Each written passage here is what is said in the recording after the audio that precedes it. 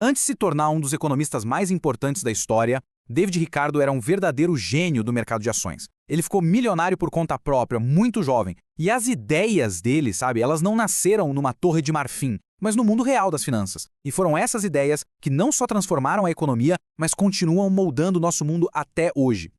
E a chave para a gente entender o pensamento dele começa com uma pergunta que parece, assim, um verdadeiro quebra-cabeça. Pensa só, um país que não é o melhor em produzir absolutamente nada.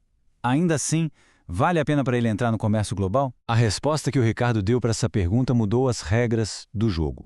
Ok, então vamos lá. Para a gente entender as ideias, primeiro a gente precisa conhecer o homem por trás delas. Porque o David Ricardo, ele não era um acadêmico tradicional de jeito nenhum. Ele veio do mundo prático, do dia a dia implacável do mercado financeiro.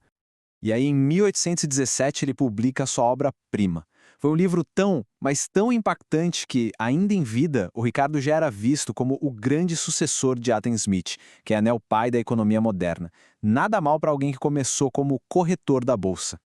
A trajetória dele foi simplesmente meteórica. Ele nasceu em 1772, fez uma fortuna absurda no mercado financeiro e depois decidiu usar essa mente brilhante para resolver os grandes problemas econômicos da sua época. Ele publicou ensaios, escreveu sua grande obra e, não satisfeito, ainda virou um político influente na Câmara dos Comuns.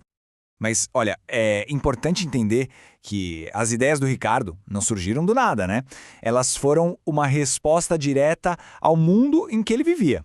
Um mundo turbulento, que estava mudando numa velocidade alucinante. Uma verdadeira era de revoluções. Então, vamos tentar pintar esse cenário. A gente tinha a Revolução Industrial criando fábricas, enchendo as cidades, ao mesmo tempo a Revolução Agrária expulsava as pessoas do campo. E para completar, os ideais da Revolução Francesa estavam no ar, questionando toda a estrutura de poder. E como se não bastasse, uma baita crise econômica, por causa das guerras contra o Napoleão, tornava essas discussões sobre economia uma questão de sobrevivência.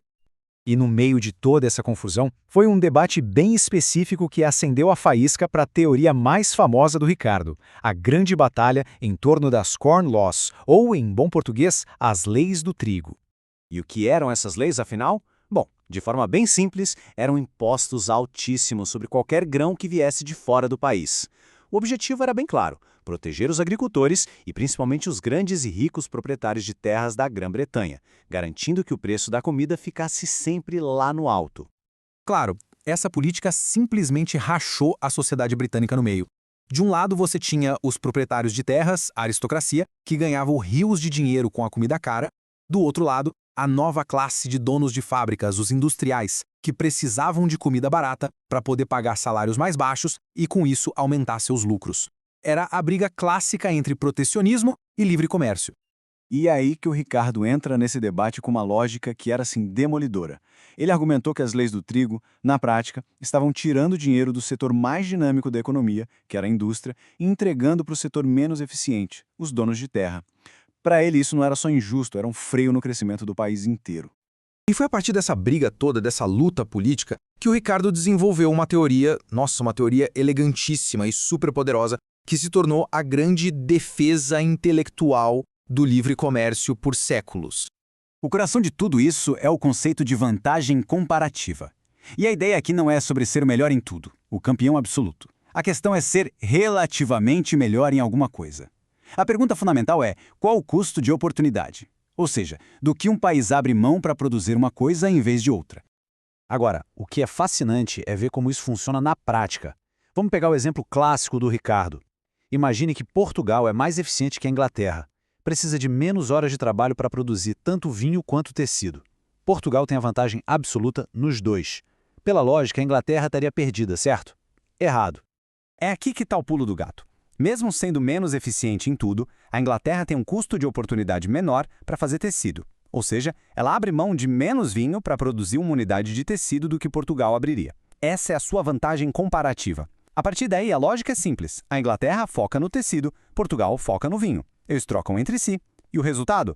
Parece mágica, mas é pura lógica econômica. No final, os dois países terminam com mais vinho e mais tecido do que se tivessem tentado fazer tudo sozinhos. Todo mundo sai ganhando. E essa ideia da vantagem comparativa, bom, ela não ficou só no papel não.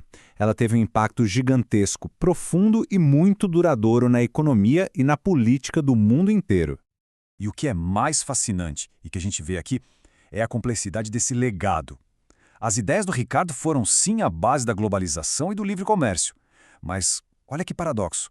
A sua teoria de que o valor de uma coisa vem do trabalho necessário para produzi-la foi usada por Karl Marx como ponto de partida para sua crítica feroz ao capitalismo.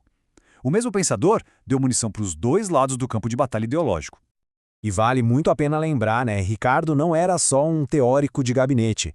Ele levou suas ideias para a briga, para a arena política. Como membro do parlamento, ele lutou com unhas e dentes para transformar suas teorias em leis, mostrando que estava totalmente conectado com os problemas reais do seu tempo. O que nos leva, então, para uma última reflexão, super atual, por sinal. Hoje, num mundo de automação, de inteligência artificial, com crises constantes nas cadeias de suprimentos globais, será que as regras do jogo escritas por David Ricardo, 200 anos atrás, ainda são o melhor guia que a gente tem? A resposta para essa pergunta, continua sendo um dos debates mais quentes e importantes do nosso tempo.